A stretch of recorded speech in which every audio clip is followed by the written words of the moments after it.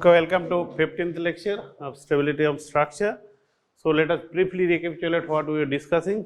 We have completed, studying the buckling, phenomena in plate subjected to uniaxial compression, and also we briefly touched on the biaxial compression also, and also we have studied the shear buckling. Okay, and we have seen that we can obtain the critical, the expression for the critical load, critical compression, that will trigger buckling, also respective mode shape. And then we have seen two distinct approach. One is based on directly solving the equilibrium equation in the deformed configuration, right, that we have derived. And the second approach is of course energy approach, right. We have also seen that depending on aspect ratio is a very important parameter, and with changing aspect ratio, how the buckling behavior changes. So, on changing the aspect ratio, the plate try to shift from one mode to another mode. So, there is mode shifting occurs, and then when the mode shifting occurs, the point in the stability domain basically form tongue like structures which are Arnold's tongue, right. And this phenomena we can also see in axially compressed plate as well as plates under shear. Okay. So, now then we started with the next level of information, that is what the post buckling behavior is. But then there is a problem from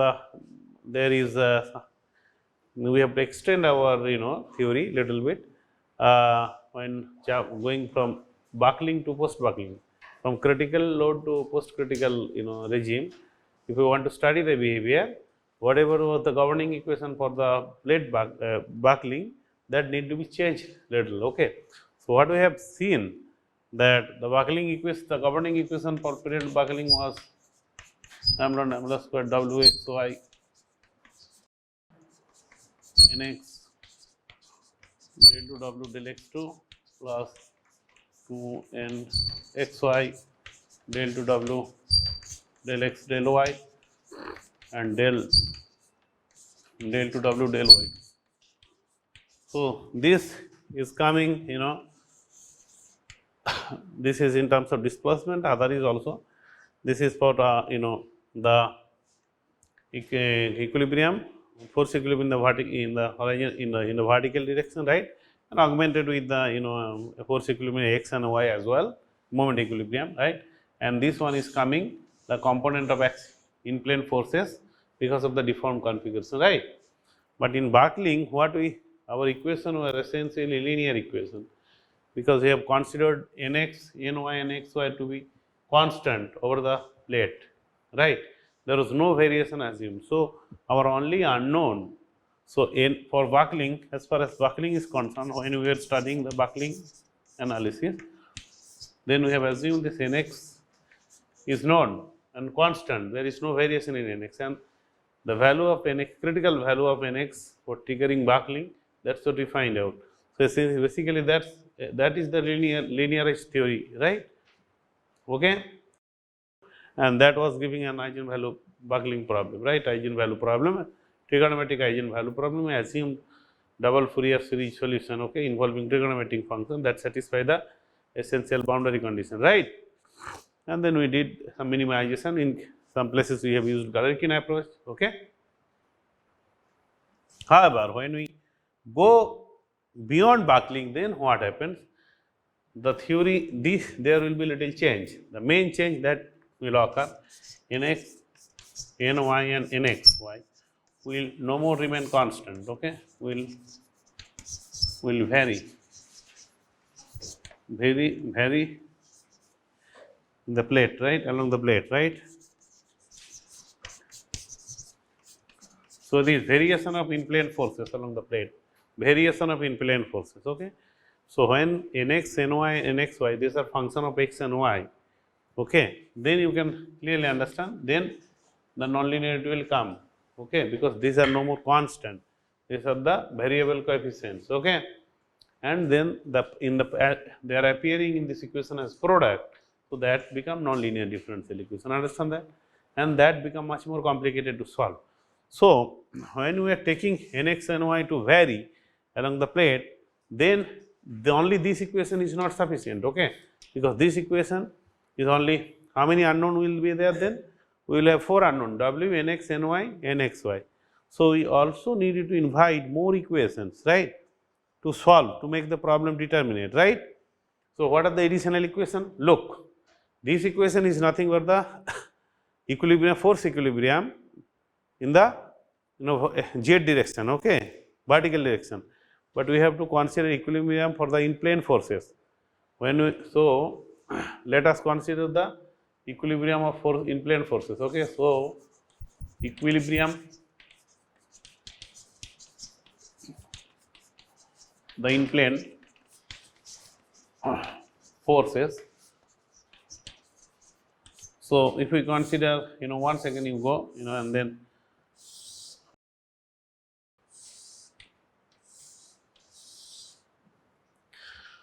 and you consider the deformed configuration, that is not a problem. I am still considering deformed configuration, okay, that is not a problem. Huh? So, here you see that I am having nx here, this is x and this is y, and here it is nx plus del nx into dx, and here you will have nxy, and here nxy plus del nxy dy dy, right. So, now if we for summation of forces along x, so then what you will get nx plus del nx dx dx minus nx into dy plus nxy plus del nxy del y dy minus nxy dx is equal to 0, right. So, then this is cancel out, and then what it gives is del nx del x plus del n xy dy is equal to 0, another equation. So, that basically satisfied the equilibrium equation in the along the x direction, okay. Now, please note that when writing here nx, we consider the in plane equilibrium along x direction, okay. Because of deflected configuration, there might be little inclination, those things, but those we are not considering, as if this is we are writing in the undeformed configuration, okay. That please note that. Similarly, if we want to enforce the force equilibrium along y direction, that we will get del n xy del x plus del ny del y is equal to 0, that is equation 3. So, there are 3 equations 1 to 3, you see that. Now, still there are 4 unknown, but 3 equations, right, 4 unknown, 3 equations. So, is the problem not determinate, right. So, what else can you do? So, right now the system of equations are 4, or 3, but they are 4 unknown, right. So, we will adopt an approach which is similar, which is akin similar to the approach that you have adopted in elasticity, okay. In elasticity, there are 2 different formalism for the for the formulation of the governing equation. One is of course displacement based, another is stress based. The displacement based, we consider the equilibrium equation first, which is Navier's equation, right, sigma ij comma j is equal to 0 in absence of body force and inertia, body force and then inertial forces, so there is static. Then you substitute the stress strain relationship in that equation, then you substitute strain displacement relationship in that equation, and that is what you get the Navier's equation, where the equation looks like y comma I j j is equal to 0. Okay. So, your displacement field need to be y harmonic. Okay. That was the governing equation, right? So, that is displacement formulation. So, when you do in elasticity displacement formulation, you will have the things that is basically nothing but the Navier equation, right? But now, if you use the stress approach, what you do? You choose a stress function. So, that the stress function, the derivative of the stress function gives the stress component, the gradient of the stress function gives the, so sigma xx is nothing but del phi by del y, sigma yy is nothing but del phi by del x, and sigma xy is nothing but minus del phi del x del y. Okay. And then you just substitute the same thing in the equilibrium equation. You see the equilibrium equations are identically satisfied. But then if the equations are identically satisfied, which equation will give you the governing equation? Yes, you cannot, just because you are satisfying the equilibrium doesn't mean that will be a legitimate displacement field or stress field, right? So, you have to satisfy the compatibility equation, strain compatibility. Why? Because otherwise your strain field will not be unique. If there will be discontinuity, you have to have a displacement field which need to be continuous, right? That is why you have to satisfy compatibility equation, strain compatibility.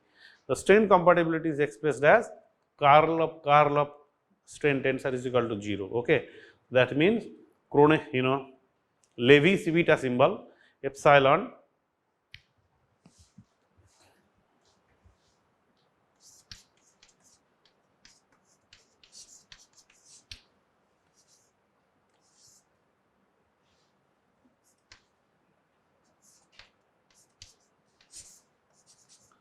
you know what is Levy's beta symbol, right? Alternating symbol, right?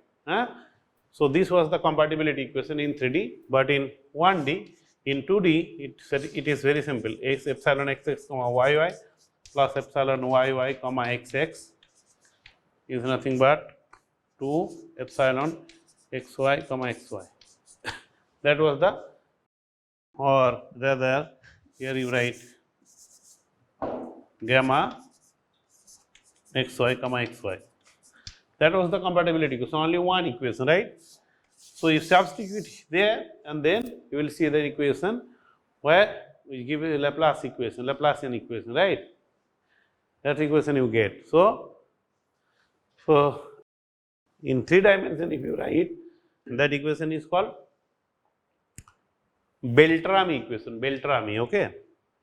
So, in stress, if you formulate everything, treating the displacement as the primary variable for the formulation, then it is the displacement formulation, which gives you Navier's equation.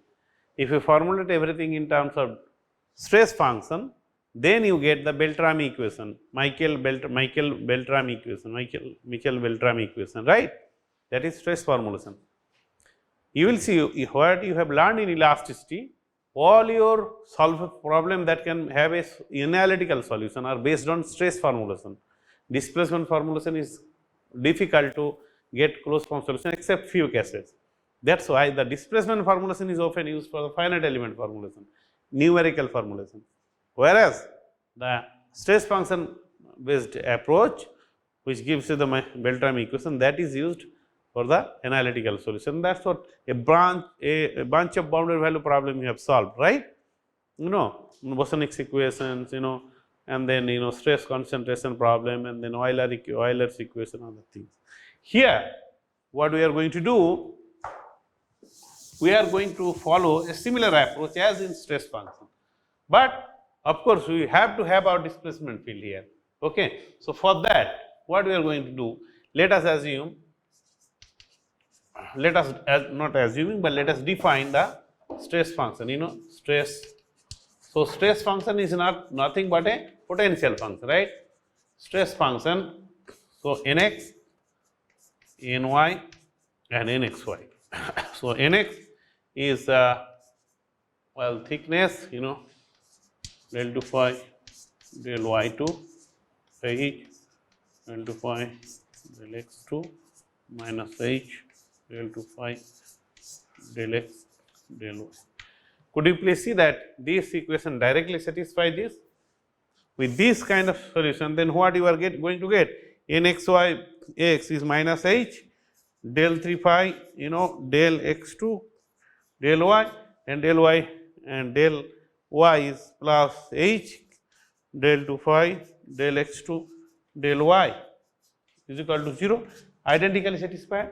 So with this assumption, definition of stress function, we can see our in plane equilibrium equations are identically satisfied, right? So essentially our three in plane forces can be condensed into a single variable, that is a scalar function phi, and that is being the stress function.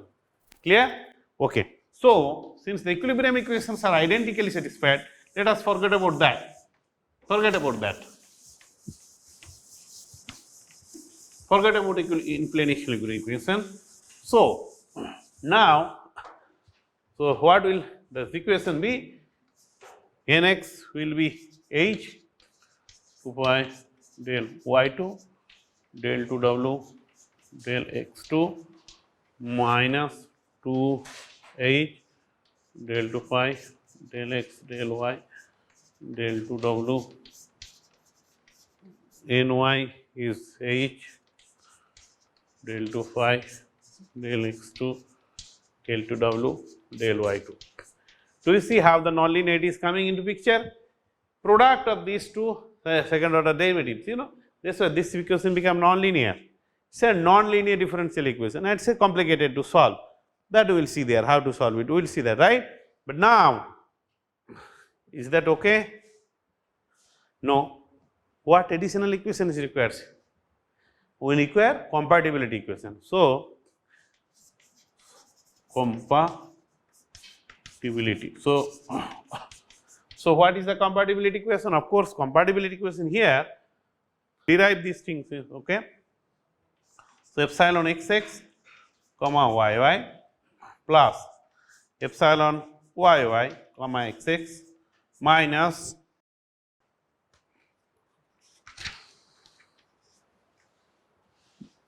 gamma xy xy. So essentially it is del 2 epsilon xx, it is nothing but del y2 plus del 2 epsilon yy del x2 minus, see, you have to recall one thing, look, we are considering moderate deformation, okay. So whatever, in elasticity we have assumed, okay, it's not infinitely smaller, we have considering moderate deformation, okay, that please note into, take a look at that, okay, epsilon gamma xy by del x del y. So what we are going to do, we will now substitute, will not substitute. What is epsilon xx though? Epsilon xx, epsilon yy and gamma xy. What are those expressions? What is epsilon xx? So what is epsilon xx? Epsilon xx, we have the in plane forces del u del x plus half del w del x square von Karman nonlinear term. Epsilon yy is del v del y. Why del u del x del v del y is coming? Because we are considering in plane deformation here. Do you understand that? Earlier in buckling we didn't consider in plane deformation, but here there is a variation in the in plane stresses. So that's why in plane deformation will be there. Please keep this into mind, okay, in your mind. So half del w del y square, and here it is del u del y plus del v del x plus del w del x del w del y, okay.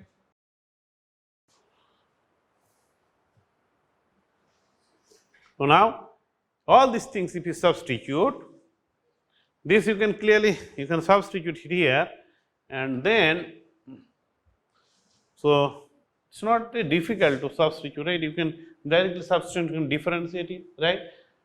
Okay. So and then if you simplify, then final expression I am writing. The final expression will be del 2 w del x del y square minus del 2 w del x2 del 2 w del y2.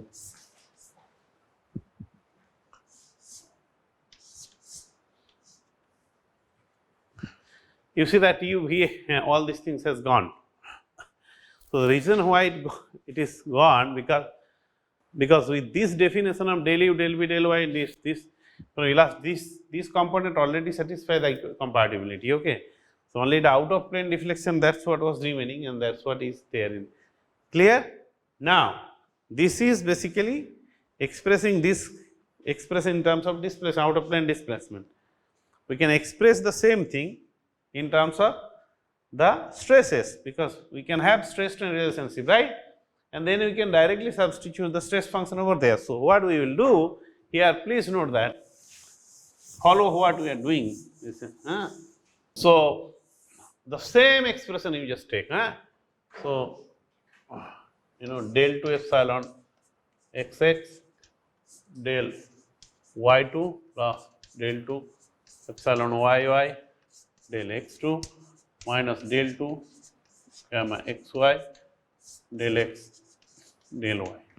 So, here del 2 del y2, what is, see, plate bending here we are considering with this generalized plane stress.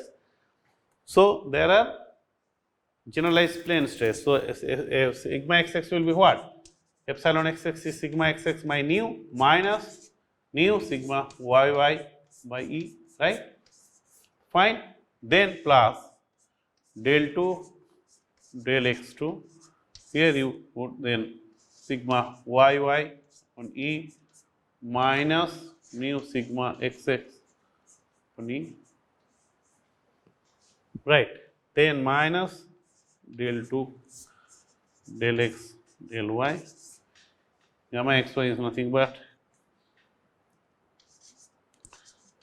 sigma xx by g, which is minus 2 into 1 minus nu.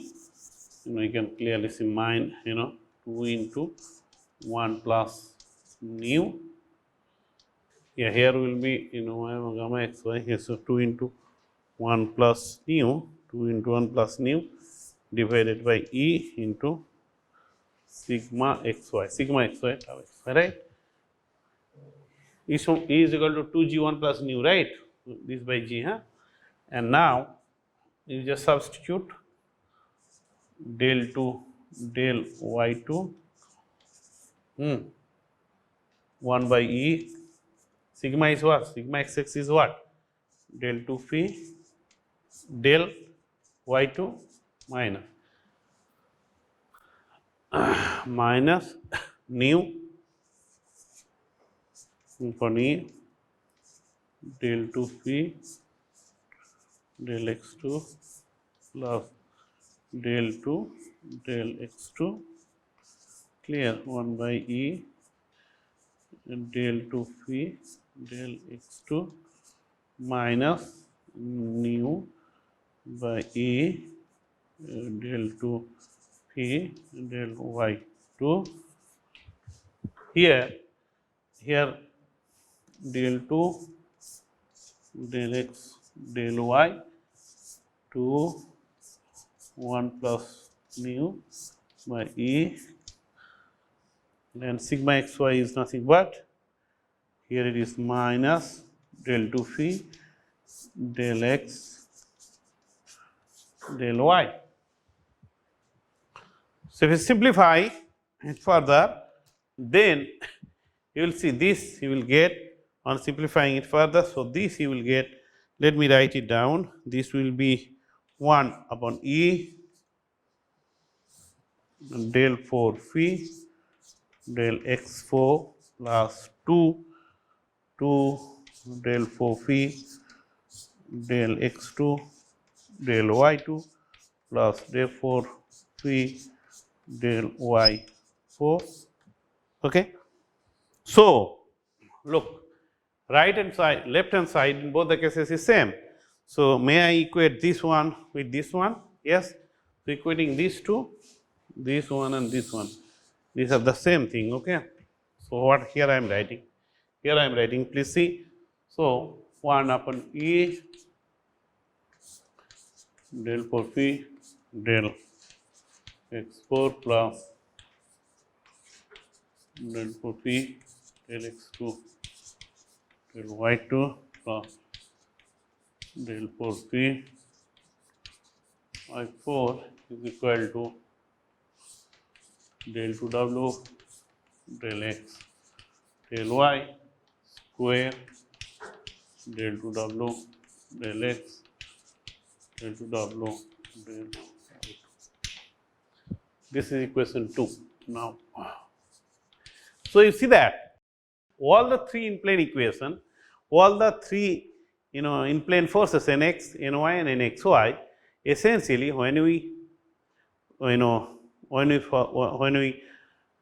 find a stress function which can express these things Nx, Ny and Xy by satisfying, automatically satisfy, identically satisfying the equilibrium equation, then we essentially reduce the dimension of the problem, but then we want to enforce another equation through compatibility, and that is what we have derived. So, now you say that we have two unknown W and phi, and we have two equations. So, we can solve it now. We have two unknown W and phi. W is the out of plane deflection and phi is the stress function, and then the gradient of phi, of course, second order gradient, okay, second order derivative of phi will give the all in plane forces, right. Of course, this equation is also non-linear because you see it appears in product here, okay, and this is clear. Until this, it's everything is clear to everybody. All of you have noted down, right? Okay, good. So, I am now removing this. Two important things I would like to point out here. One thing is that, see, when we are doing post-critical analysis for plate, we are having this as the governing equation and we have to solve it. Equations are non-linear. However, what is the difference from the plate post-buckling analysis of plate when you consider the elastica? In elastica, when you consider the large deformation of column, right, elastica, you can recall elastica.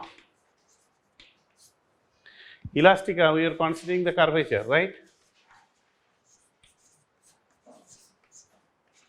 and although we did not express it in specific, that led to a elliptical integral is you can all recall, right. From there we have approximated series solution and then we integrated it, and we have shown that the column indeed shows very little post critical strength, even when the end rotation is 30 degree, which is very large deformation, right, and it shows only 3 to 4% increase in the load carrying capacity P by P. Here, although we did not write it specifically, but what is this expression, can you recall?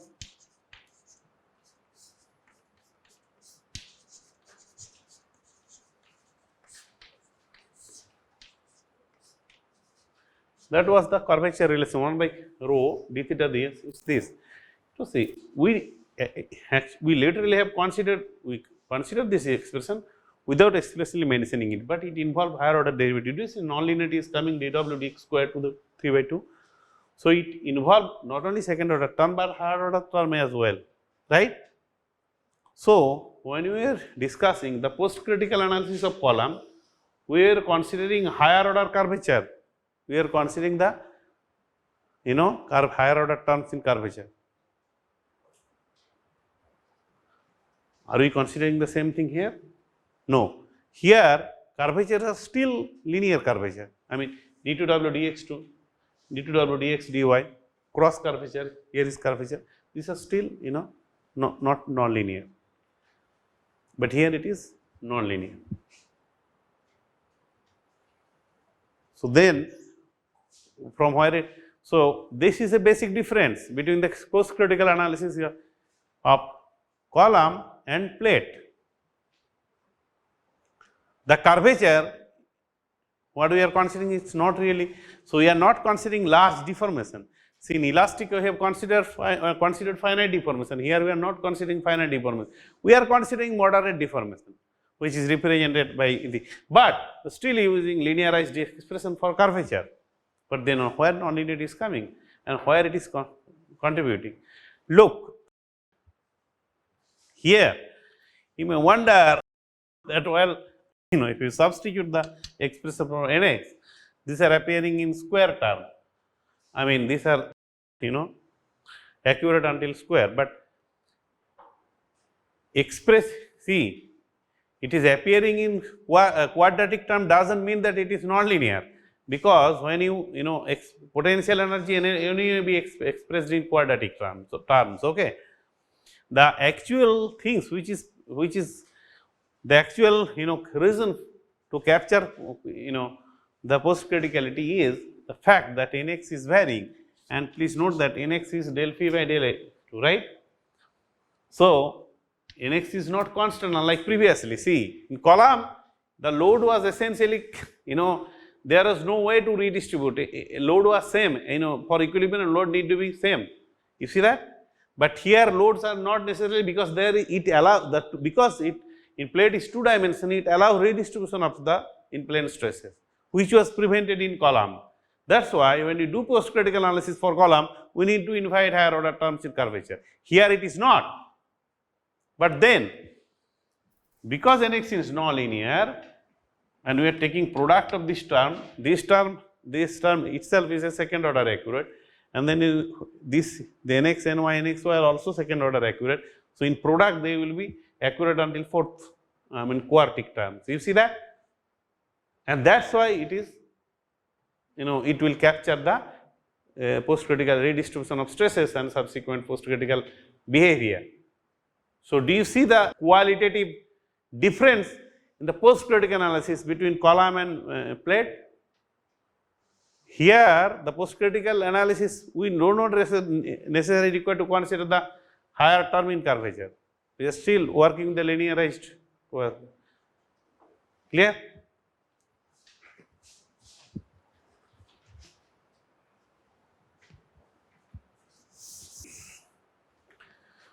Okay, now we will demonstrate one, one small important thing I would like to point out here is that the origin of this term, if you can consider in terms of second Piola-Kirchhoff stress tensor.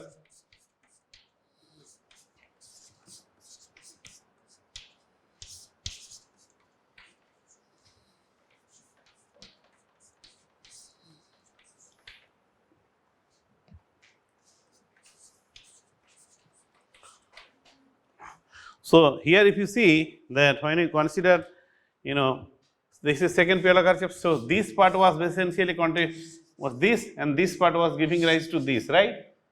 Now, this SIK, second Piola-Kirchhoff stress tensor, happens to be constant. That is what in the buckling analysis these are all constant, but now for post critical they are all function of x and y. So, here you cannot take it out, rather it should be inside. Okay.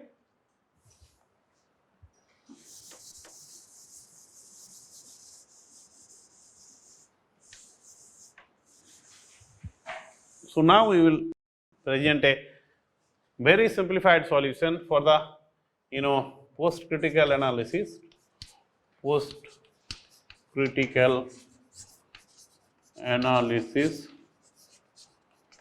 of a uniaxially loaded, uniaxially compressed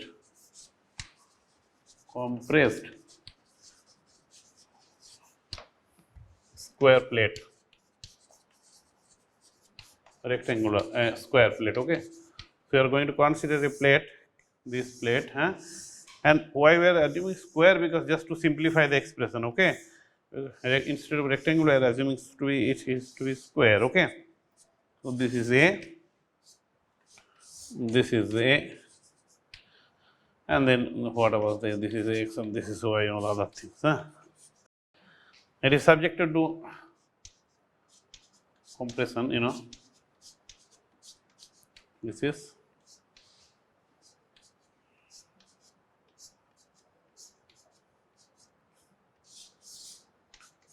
Nx compressed. So, if it is under compression, then it will be only Nx. Okay. So, the equation here will be d del 4 W x4 plus 2 del 4 W del x2 del y2 plus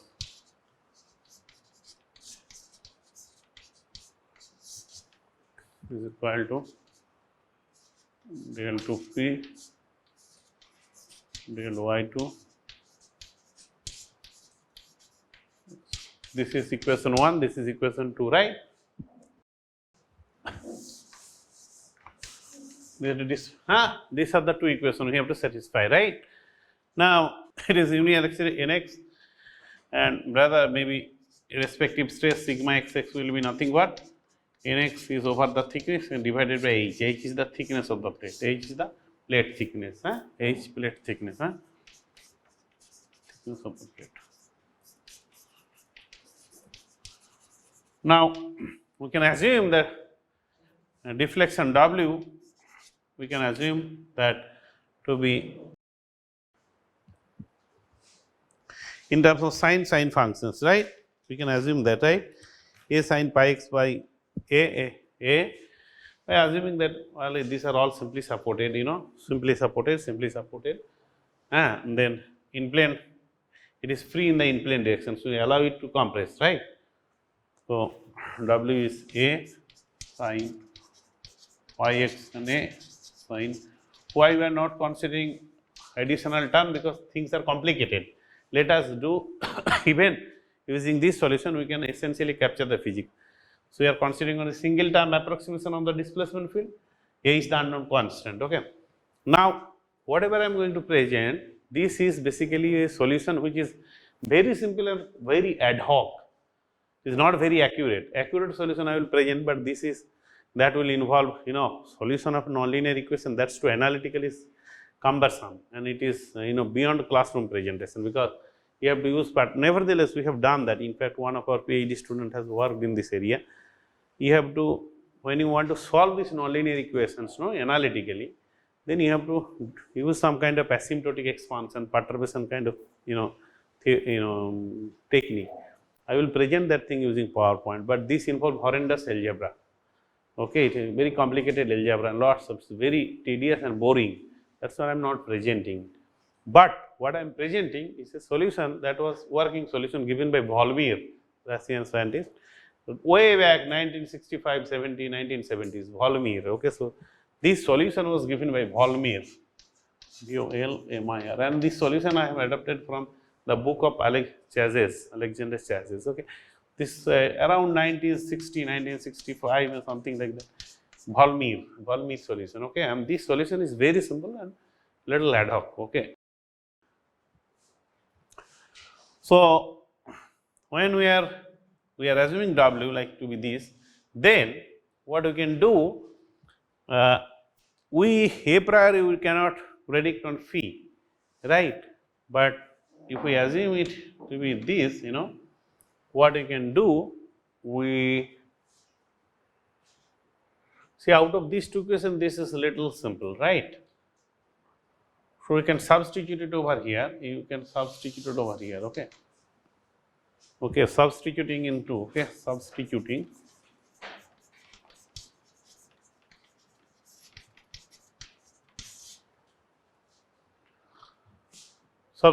into, the equation will be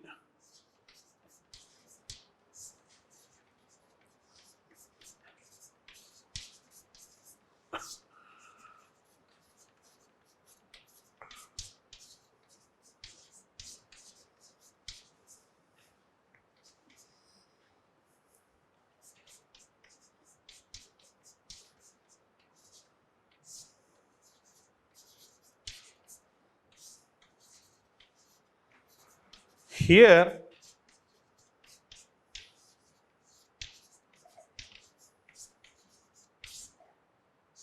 This is the simplified form, because right hand side is known. So, you just take the solution and differentiate it, and then you substitute, and then you express it in using sum and difference of product of sine and cosine functions and like this. Okay, fine. Okay. Now, what we will do, you see, what we see that initially the sigma xx is given. So, sigma xx is, see, analytically is little very easy to solve, because analytic, I mean, numerically can do Galerkin, right. But so then what we will do, see, what we have assumed that, nx to be, what we know, nx is h d2 phi dy2, right. So, d2 phi dy2 is nx by h, and nx by h means what? There is some compressive force, right. I am assuming it is sigma xx bar, the applied compressive force. Okay, this one, what you are applying, this is sigma compressive force, sigma xx bar, applied compressive force, right. So then if we differentiate it, what you will get, phi is minus sigma xx by 2 bar and y square, right. There can be some square etc., that we are not considering now. Okay, at least once this kind of term will come in the, while the expression of phi stress function is constant, because we used some equations, right. Fine. Now what we will do? Then, so this is one of the solution. Okay, one of the component of the stress function, right. Now what we see in the right hand side, these kind of terms are coming. Okay, so can we assume that, well, it can have a particular solution which involve this kind of term. So we can assume another solution. So this is maybe phi 1. You have also learned the particular integral and complementary function, right. Can denote is to be C, complementary solution, and another particular solution that we can assume to A2 cosine of 2 pi x upon A plus A3 cosine of 2 pi y upon A, and then you substitute it, they assume this, and then substitute in this expression. Substitute. If you substitute in this expression, so when you are substituting both side, then you will see this kind of things you will get. Okay, minus A2 2 pi upon A to the power 4 cos 2 pi x upon A, sorry, there is no minus, plus. Okay, plus A3 2 pi upon A to the power 4 cosine 2 pi y upon A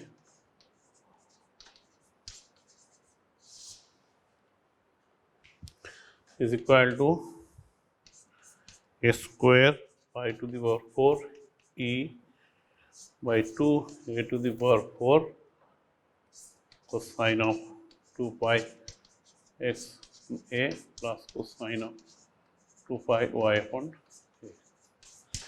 Now, we will equate the coefficients. So, we will equate these coefficients, we will equate these coefficients with these coefficients, and we are equating these coefficients to equations. So, then you will see equating the coefficients, okay, equating the coefficients, then you will see that A2 is equal to A3 is equal to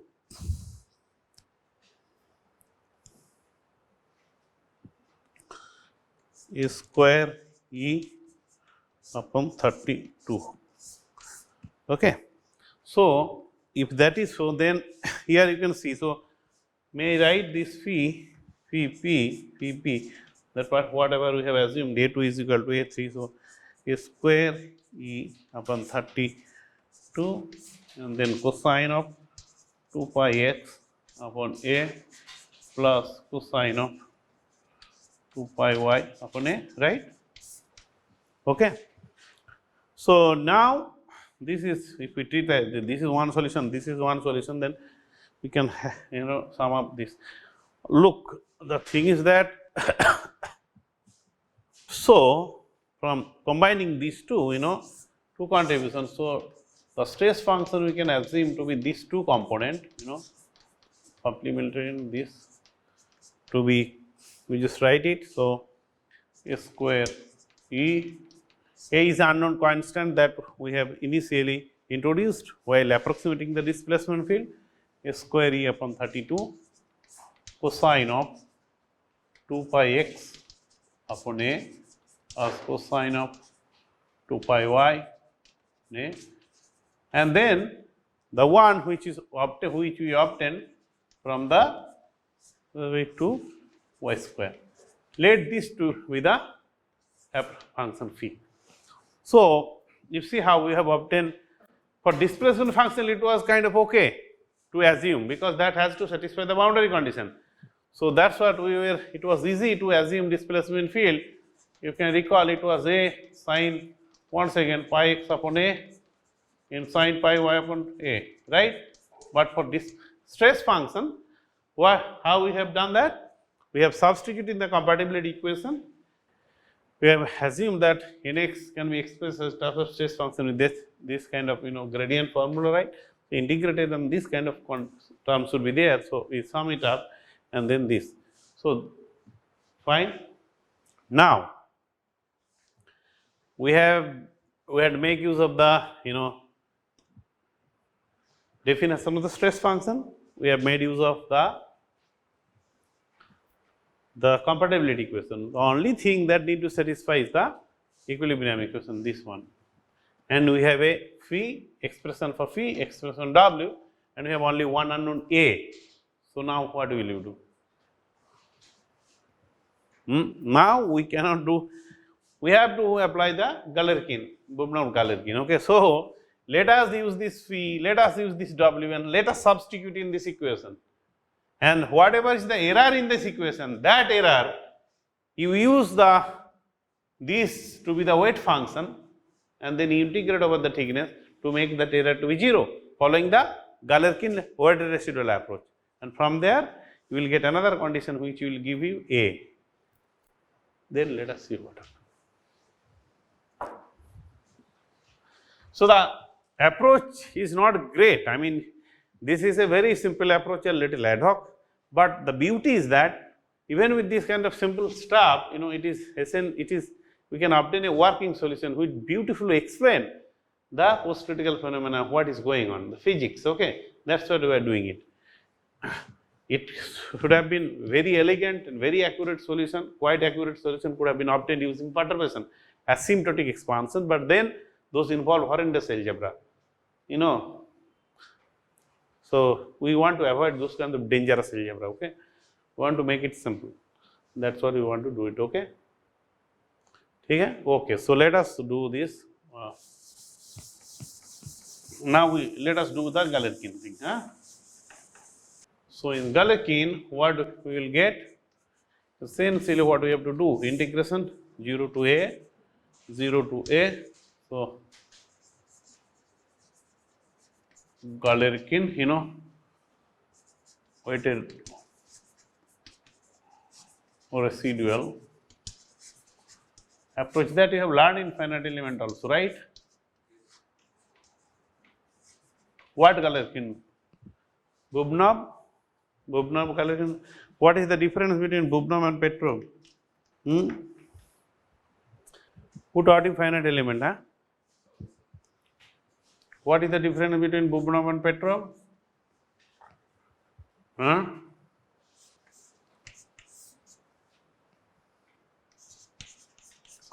I didn't teach you, right? So you go and review.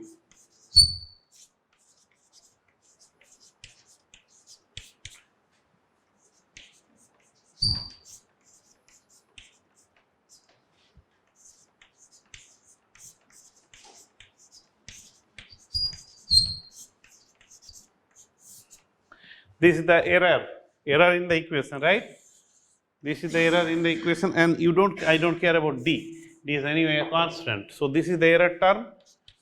If you are having an approximate solution, you are assuming, see, W is not exact. When you are assuming this W, that W is not exact, it is some kind of approximation, and we want to minimize the error to find out A. This one is the error, and then what is the weight function? Which weight function you should use? The same that has been used to approximate the displacement field, that is your trial function. This is your trial function and test function, both are same, trial and test functions are same for Galerkin. 0.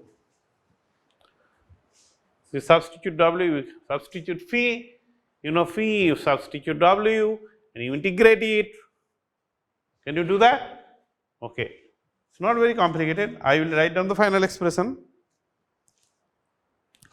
So, if you do, then, well, I mean, I can do if you want. So, oh my God. You want me to write the expression? I will write partially, huh?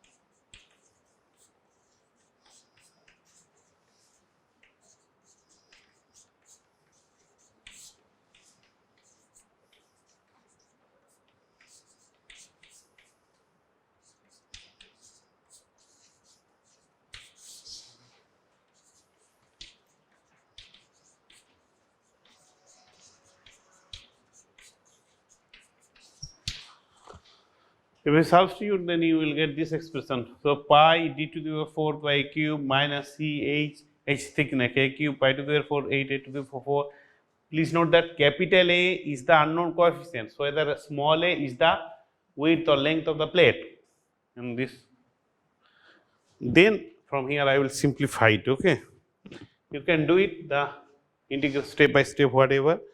I am not doing it from here directly. Whatever we get finally, if you do this integration and same integrating trigonometric function is not a big deal, right? So, finally, you will get this kind of equation. Okay.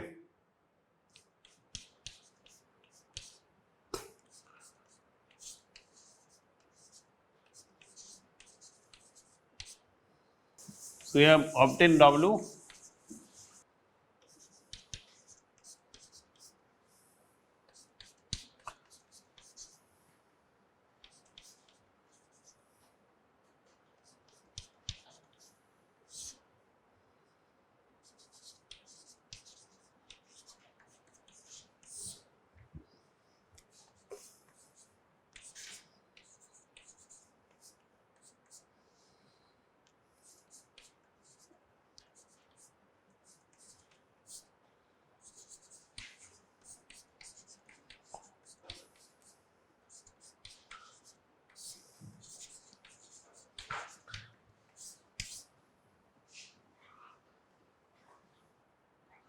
You see that sigma xx bar is the compression that is applied externally. What is this? Pi 4 pi square dy square. This is nothing but sigma critical that we have derived in the previous class, plus pi square E square by 8 square. Okay. So, from here we will further we will see that A is nothing sigma xx bar, sigma xx bar is nothing but sigma r plus a square. So, from there we can find out A. So, from here you will see that A, from here you will see that A square is nothing but 8 A square by y square E sigma x bar minus sigma CR. This is the so A is nothing but you can take square root by a square, let it be a square, okay. So from here we find out A, which was the unknown constant coefficient. All of you have noted down this expression, right? Removing it, huh? So we don't require all other things, but we require phi, the stress function, which also include A. Huh? So here is phi, if you can recall, it was a square E upon 32 cosine 2 pi plus cosine of 2 pi y upon A minus sigma xx bar by 2 y square, and a square, you just substitute this a square over there. This a square was nothing but 8a square by pi square E sigma xx bar minus sigma CR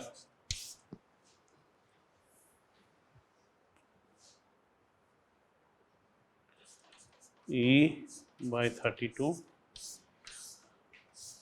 cosine of 2 pi x.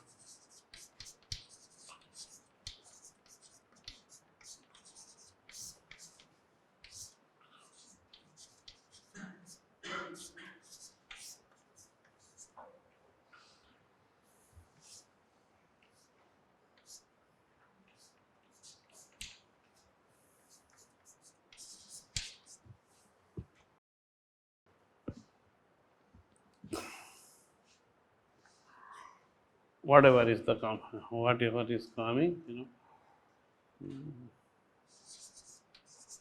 square sigma xx here divided by 4 pi square into cosine of 2 pi x cosine of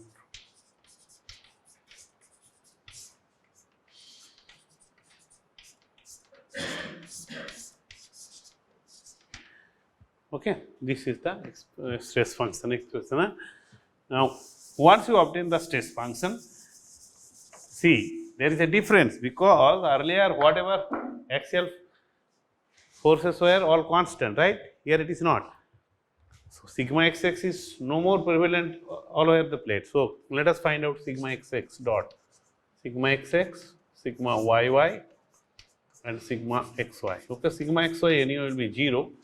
But what is sigma xx? Sigma xx is dt phi dy2 and dy del x2 and minus d2 phi del x del y, and del x del y, of course it will be 0. You can clearly see that sigma xx, you will see from there. If you, I am directly writing the expression, so here it will be sigma xx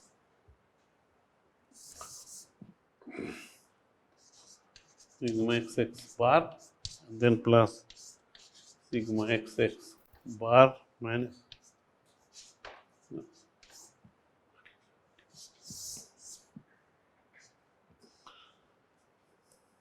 cosine 2 pi y only.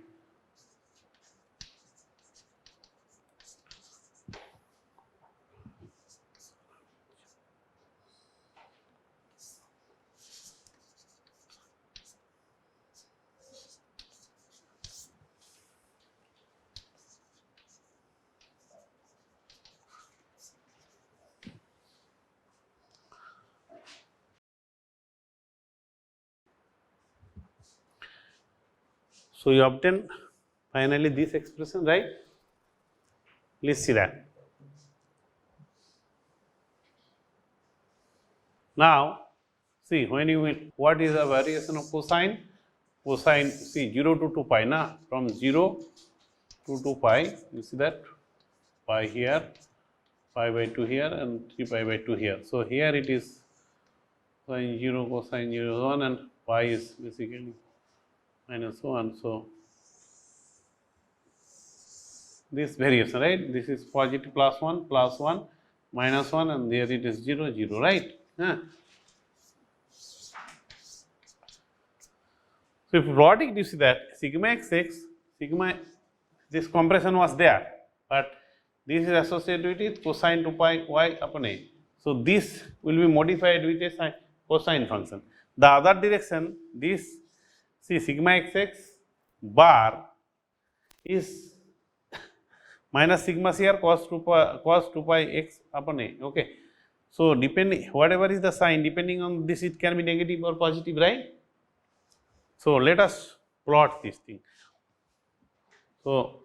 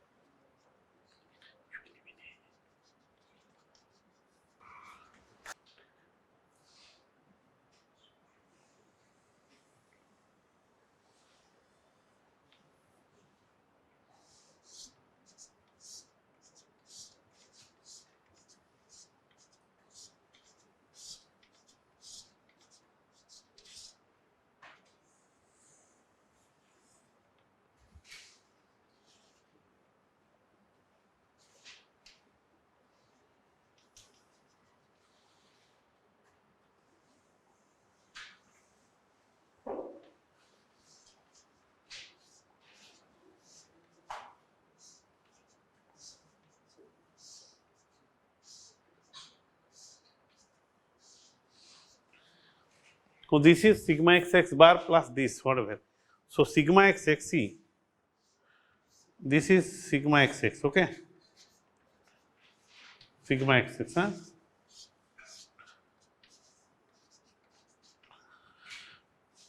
and what is sigma yy?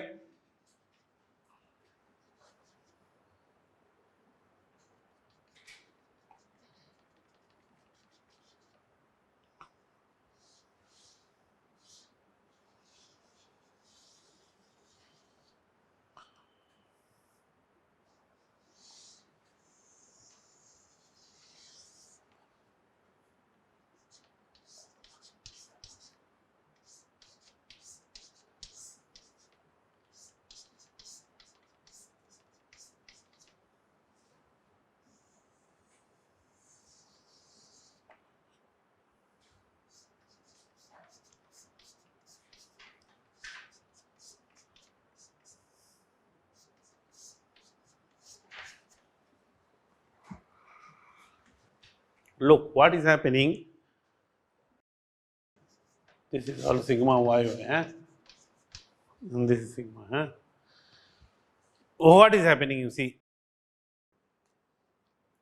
maybe at the end sigma xx will be prevalent, but as you gradually move, in fact at the end also, once you are, it is post buckling, reaches in post buckling regime, there is a redistribution of stresses that occur. So, end portion will remain same, but in the middle there will be less forces, okay, because, and why this is coming, because of this variation. For the other, you see, so there is some non-uniform redistribution, okay. Yes, and then if you keep on increasing the extent of post-critical mobilization of the stresses in this, what will happen eventually, this will deplete, this will keep on depleting, and more forces will be shared by the end strip, because it will go reduce. The other direction, what is happening, end still are under compression. Earlier, in the pre-buckling regime, or even just on the verge of buckling, in the other direction there were no load, there were no stresses, but here there are stresses developed. So, at the end there are still compression, but do you see the middle what is happening? These are under tension. Do you see that? These are tension.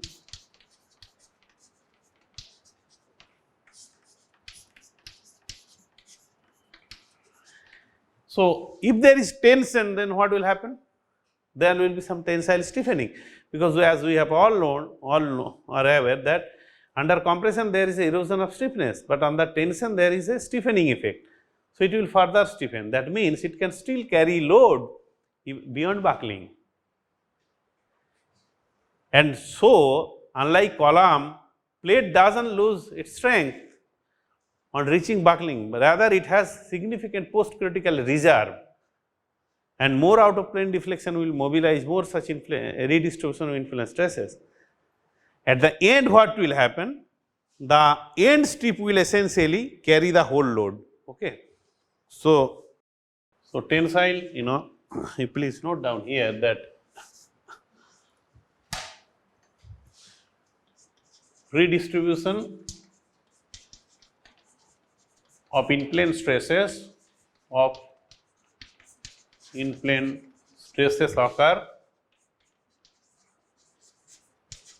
occur in the post-critical regime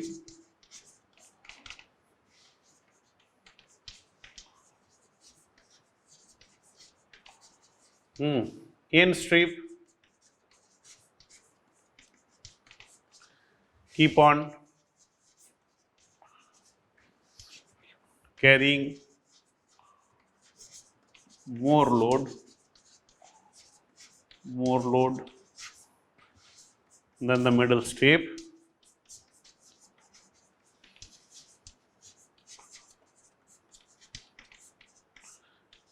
along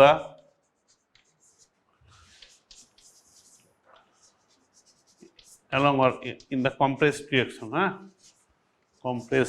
direction, transverse direction,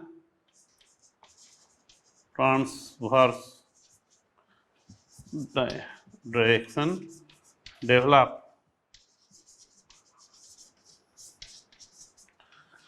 tensile forces, tensile stresses in the middle strip.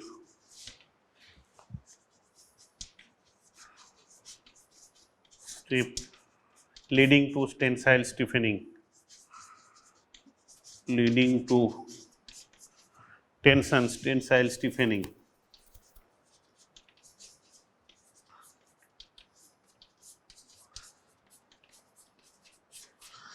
And all this, if you see, this one is basically A by 4, this strip is A by 4, and this middle one is A by 2. Okay. So, this tensile stiffening is the reason for post-critic significant tensile stiffening is the key to considerable post-critical reserve,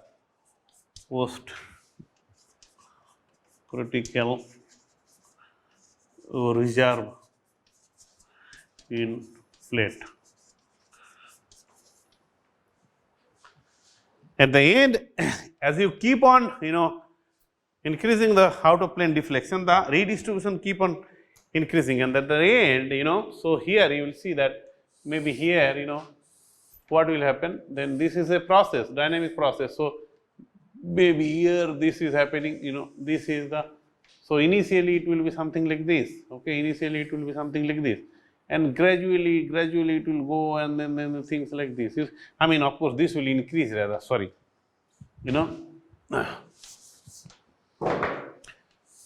So initially, it was constant, okay, it was all same, and then what is happening, this fellow will increase, whether this will be decreasing, something like this, okay, then this will further increase, and this will further decrease, something like this.